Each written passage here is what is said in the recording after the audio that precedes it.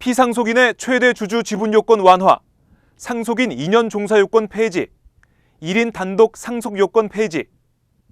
지난 8월 발표된 정부의 가업 상속 세제 개편안에 대해 박근혜 대통령의 동생 박지만 이지 회장을 위한 맞춤형 세제 개편이 아니냐는 의혹이 제기되었습니다. 과연 박 회장은 이번 정부의 개편안으로 얼마나 혜택을 받을 수 있을까?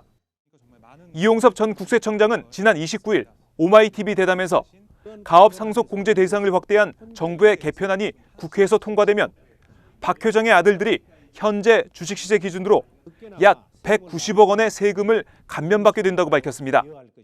박지만 회장이 가지고 있는 주식의 종가가 한 390억 된다는 거 아니겠습니까?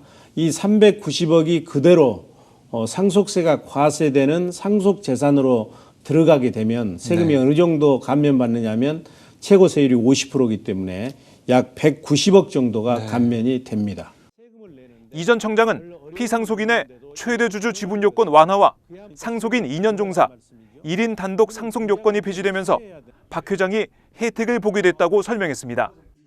법인의 경우에는 특수관계자를 포함해서 적어도 50% 이상을 가지고 있어야 이걸 이제 가업이라고 할 수 있지 않겠습니까? 그런데 이번 개편안에서는 이것을 혼자 25% 이상만 가지고 있어도 가업으로 보겠다는 것이거든요. 박지만 이지 회장은 지금 25% 약간 더 가지고 있거든요. 25.6%든가요? 정확히 25.9%를 25.9%든가요? 이렇게 가지고 있는데요. 그러다 보니까 이제 언론에서 이건 박지만을 위한 맞춤형 아니냐 이런 얘기가 나오는 것 같습니다. 어찌됐든 이렇게 고치게 되면 지금까지는 혜택을 못 보다가 혜택을 보는 건 맞는 것이죠. 이 전 청장은 이번 정부의 개편안이 박 회장을 위한 개편은 아닐 것이라고 강조하면서도 결과적으로 박 회장 아들들에게 혜택이 돌아가는 건 사실이라고 주장했습니다. 결과적으로 보면 박지만 회장의 자녀분들에게 이런 혜택이 돌아가는 것은 사실이고 이것은 비단 박지만 회장뿐만 아니라 현재 이제 기업을 운영하고 있는 대부분의 중견기업들의 자손들에게 이런 혜택이 돌아가는 것이죠. 이에 앞서 이 전 청장은 오마이TV 특강을 통해 가업 상속 공제 대상을 크게 확대한 정부의 개편안이 조세 정의를 저해하고 있다고 비판하며 세금 분할 납부 기간 연장을 해법으로 제시했습니다. 지금 담배세다, 주민세다, 자동차세다 이렇게 중산 서민들의 세금은 늘리면서 상대적으로 여유 있는 기업주들이 내는 상속세를 깎아준다고 하는 것은 안 되는 것입니다. 일반 중산층이나 근로자들은 배우자가 있으면 10억 원, 배우자가 없으면 5억 이상만 되면 재산을 상속받으면 상속세를 내야 됩니다.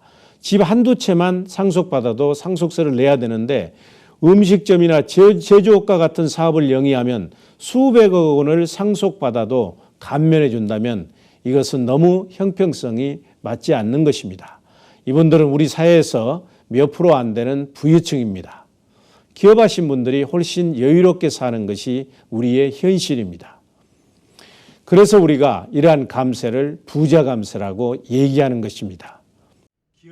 국세청장과 행정자치부 장관, 국회의원을 역임한 조세재정 전문가인 이용섭 전 청장의 정부 가업 상속 공제 개편안 비판 특강과 대담 전체 영상은 오마이뉴스 홈페이지 오마이TV면에서 볼 수 있습니다. 오마이뉴스 박정호입니다.